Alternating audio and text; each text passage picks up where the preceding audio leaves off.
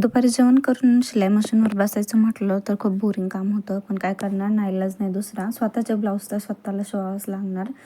तर इकडे ब्लाऊज शिवून घेत होते.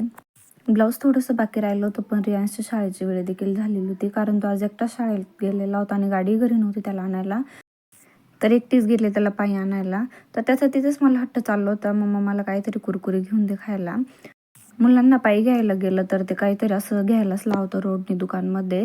तर तिथून आल्यानंतर मग तो खेळत होता त्याचा कॅरम. तर तुमच्याकडे असं कॅरम खेळता का सांगा? तो कॅरम बोर्डवरच बसलाय आणि मग त्यावर बसून तो कॅरम खेळत होता. तो काही मला शिलाई काम करून देत नव्हता, पण बळच कुठंतरी त्याला नादी लावायचं काम चालू होतं. तर इकडे संध्याकाळची वेळ झाली होती आणि थोडंसं भाजीपाला लावायचा होता. म्हणजे असंच घरामध्ये थोडंसं बियाणं सापडलं, तर चला म्हटलं गिन्नीमध्ये लावून देऊ, उगलं तर उगलं.